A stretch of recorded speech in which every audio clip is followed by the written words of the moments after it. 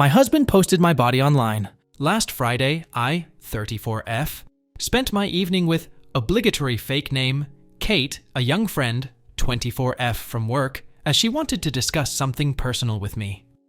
I didn't think anything of it, as we do have a very personal relationship outside of work as well. As soon as I arrived to her place, the tension in the air was thick. She explained that she wanted to discuss a serious matter with me, but that she didn't know how to go about it. I told her to just rip the band-aid off and tell me. She told me that she had found 2 recordings of a woman she believed to be me on a pornographic website. I told her that wouldn't be possible, but she was adamant that I was the woman in the recording. And she was right. I've never recorded myself naked or having sex with my husband, but there I was in 2 recordings of 7 minutes and 4 minutes, both of them recorded in our old bedroom. As I rewatched every second of it, it starts to dawn on me that this was my husband's doing. But I pushed that deep down because there must be a reasonable explanation for this. Honestly, I left her place with my mind in a complete meltdown. I could barely hear what she was saying, but she did follow up with a text saying she's been in contact with the website about getting it taken down and that she'll help me go through this. She also said she's scouring the internet in case there are more out there. I came home and pretty much ransacked my house looking for evidence, and I found it. My husband was using a hidden spy cameras to spy on me and record me in my most intimate moments. I then just spent hours vomiting, crying, projectile vomiting some more, and begging God to just let this be a nightmare. I am a deeply religious and a fully veiled Muslim woman, and I've never been with anyone but my husband, and all this time he has been sharing my most intimate moments with the world. I don't know what to think or what to do. I can't look at him or speak to him. I've locked myself in our bedroom, pretending I have COVID. All I do is look up how other people have dealt with getting things removed, and it seems like once it's on the internet, it really is forever, even if I remove it from this one website. I've been crying nonstop. He truly must be something demonic, as he is right now talking about ordering in some of my favorites to see if I have an appetite since I haven't been eating well. I am so unbelievably hurt. I don't know how to share this with my family, how to ask for help. I am crippled with shame, anger, and pain. Answering some questions, one, my husband, soon-to-be ex-husband, and I are the same religion, race, ethnicity, and nationality. 2.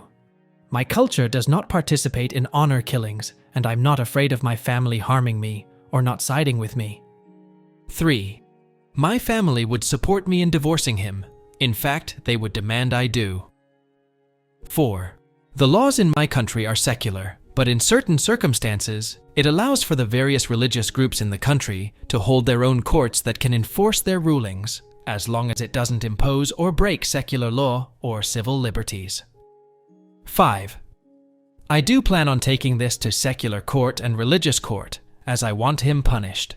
6. I am veiled by choice, and the vast majority of my fellow countrywomen do not veil. 7. I am a niqabi, meaning the only part of me visible to the public are my eyes. When I am with my family, or with other women, in women-only spaces, I don't veil. 8. Kate and I do not share the same religion, nor dress alike, and yet we are friends. Quell surprise. Update 1. I left him as I said I would. He went to work, the movers arrived, we packed my stuff, and we left. The entire time, I was crying to the point that even the movers were worried for me, but I couldn't stop myself from crying. I went home, sat my parents and siblings down, and explained the situation. My parents were and still are confused. They are elderly and fragile. They don't understand the internet. They just keep saying, okay, let's talk to the people and it will be gone. But my siblings understand. They are angry. They are sad and heartbroken on my behalf. My siblings and brother-in-laws took me home. We waited for him and, well, we had a conversation with him. He denied it at first. So my brothers were firm with him, and he started to be more truthful. He said he did it because he was depressed, because he had a porn addiction, sex addiction, and because he didn't think anyone would see it. He said he posted only a few. When we asked him to be specific, he said he posted anything from 5 to 8. We had him take it down, but who knows how many times it has been downloaded or shared. In that moment, I also found out he had a secret phone. He was also cheating on me with random women and sex workers. All this time I was thinking he's working hard, but nope. He was out disgracing himself and betraying our marriage. At some point, he convinced us he needed to use the bathroom, and he somehow managed to call his mother. who arrived at our home with his brother and cousins. There was a commotion as they were angry at the treatment of their family member. Then things calmed down enough to explain to them what he had done. His mother fainted. His mother is elderly and not in the greatest health condition. We called for an ambulance. My neighbor had also called the police, and I was arrested by the time the ambulance arrived to take care of my mother-in-law. I spent the evening locked up. Didn't exactly have polite conversation with him. So yes, I was arrested for assaulting him, specifically slapping him, and he refused to press charges. Got released the next morning and went home to my parents. Cried some more because my parents kept crying. Then a few days later, I spoke to some lawyers my sister had contacted, as they had experience with non-consensual material being posted online. They have been handling things with the police as I did press charges, and they are dealing with the websites. I also have started the process of divorce. I went to the clinic and got tested, and luckily he didn't give me anything so far, but I have another test scheduled, just to make sure. I have spoken to his mother, and she apologized to me, even though it's not her fault. She told me that she understood why I want him punished. She asked that I let it stay in the hands of the law rather than I hurt him or have him hurt. He's in hiding, but he still calls and texts me from random numbers.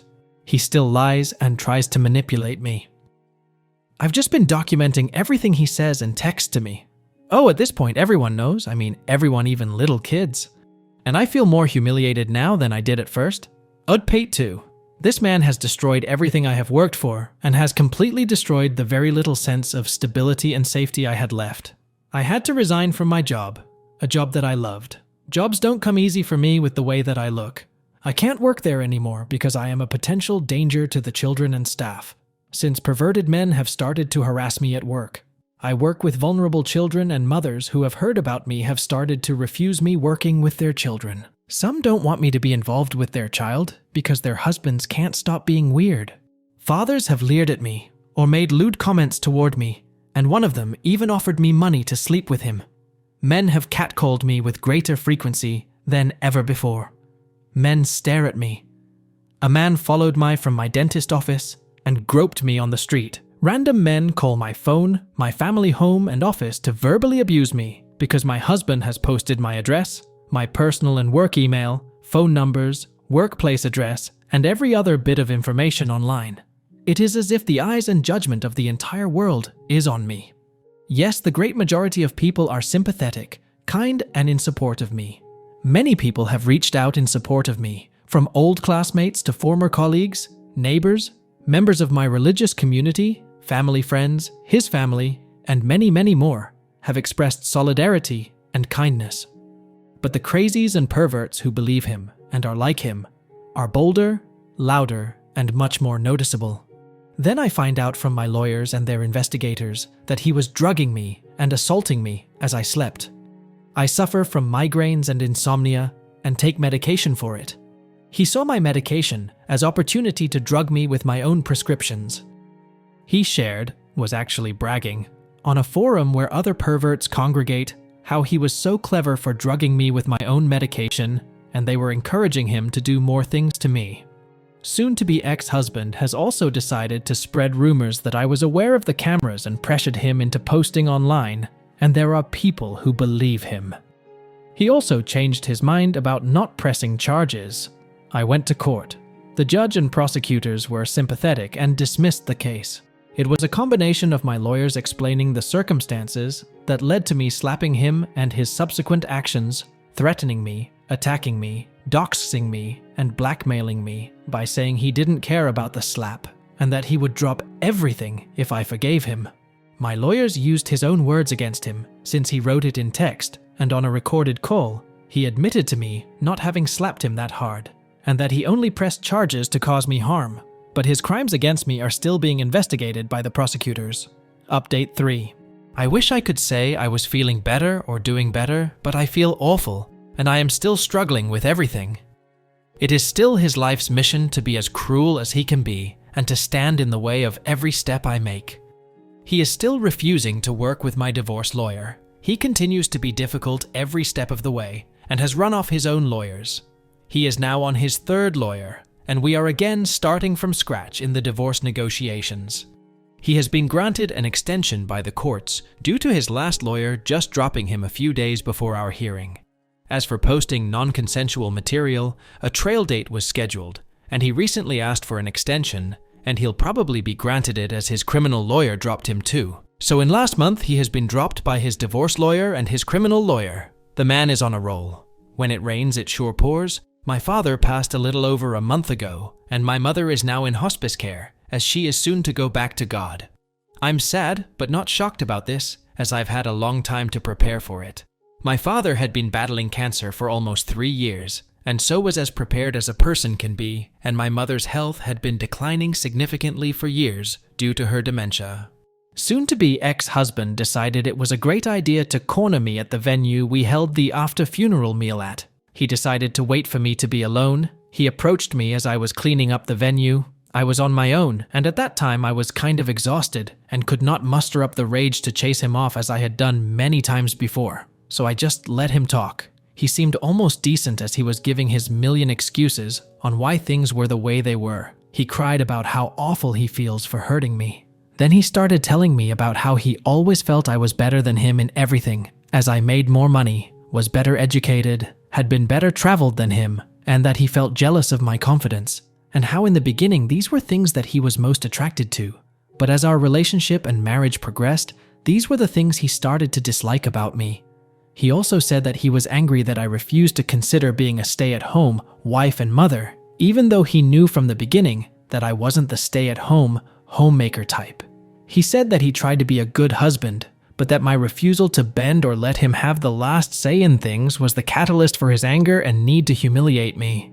He talked about how he had always had an addiction issues, but he thought that if he was married, he would be cured of his depression, his porn and sex addiction, and he felt like if I ever found out I would have never married him, and or would divorce him, and that angered him and pushed him to want to punish me for thinking I was better than him. He was jealous and angry about so many things. But when I said to him, "So you hurt me because you felt jealous and inadequate in comparison," he lost his mind and started to shout and say that he knew I would react that way. I decided to refrain from commenting further and just let him spill his guts uninterrupted. For 3 hours, he made excuse after excuse for why he did what he did. But it all comes down to him feeling inferior to me, him being jealous and angry that I dared have a mind and life of my own. He said right before our wedding he joined a men's group online that were helping him deal with his porn and sex addiction, and one tip given was to make your own porn and watch that instead, but he knew I'd never agree to it, so it was my fault. He needed to spy on me, and that he never intend to share it with others, but one day I had angered him so much, and as payback he posted it and he felt good. And so every time I emasculated him by having my own mind or upset him in some way or another, he would post more. Eventually he gained a following, and had so many men asking him to post more, he started to like the fact that other men looked up to him for his sexual prowess. And at the same time, his sex addiction started to come back, and he fell back into his habit of picking up women. And when he couldn't get it for free, he'd hire a sex worker. Then I guess it spiraled out of control for him. The more he spent on his addictions, the more lies he told, the more he felt like a failure for me covering our expenses, the more he resented me. And he got stuck in a cycle of self-destruction, which in turn only fueled his anger with me. He also says he joined a support group for addicts and started going to an addiction rehabilitation clinic as an outpatient to deal with his issues, and that I should give him credit for that. He feels that I should be proud of him for doing that, and that I should take him back since he's putting in so much work. He also feels I should appreciate him not stalking me since my dad died, and he is sincere in feelings this way. He genuinely doesn't understand why I'm not seeing how hard he's been trying the past few months. In his deluded mind, he thinks that his honesty in our conversation should count for something, and that I am just being a heartless bitch for having been stoic and unmoved by his tears and his show of vulnerability. Even though he gave a great performance of being human during our conversation, I remained unmoved by it because there was nothing to be moved about. I just continued to pack things up from the venue and got in my car and went home. I'm still not working. I still have crazy men calling my phone at all hours of the day, and I still feel humiliated and embarrassed. The only good thing that has happened is that several of the sites have taken down the recordings and banned him from using their platforms. Update 4. Finally, I have some good news. So a while back, I was granted a restraining protective order, and my now officially ex-husband did continue to stalk and harass me. After the umpteenth time of calling the police and going to court, he was finally imprisoned, and he has been in prison for a little over a month. I was also granted my divorce. I initially wanted a quick divorce and wanted to just give him everything he asked for, but he kept finding ways to delay or asking for more and more, and I just snapped. So I told my lawyers to do their worst, and they did. My lawyers hated him, and I got everything I wanted and way more. Not to gloat, but it was really satisfying seeing him cry. This has been the most peaceful month I've had in a long time. This entire time has been such a trying time, and it has affected my mental and physical health. I've lost 12 kilos and I've lost a ton of hair due to the stress he was causing me. But I can honestly say that him wailing in court was the chicken soup my soul needed. I've moved from my city and now live on the other side of the country, and I've gotten myself a decent enough job. I am slowly mending my confidence. I am in therapy and I can't say it's working right now, but I know if I stick with it, it will. The non-consensual material he posted has been removed from the more reputable websites he posted on, and my lawyers were able to get me monetarily compensated, as these companies didn't want to go to court over it. I mean, money doesn't really change things that much, and I am still hurt, but it's something. I'm also not so delusional as to think that it isn't still out there in some way or another, and I know there really isn't much I could ever do about that, so I'm just trying to make peace with it. Ex-husband will be serving time in prison for what he did. My lawyers are working with the courts, and that should be sorted soon enough. I think the reality of the consequences are becoming very clear to him, as I have heard through the grapevine that he attempted to commit suicide and is now in protective custody until his trial date. He is facing up to 30 years and corporal punishment, and I absolutely look forward to it.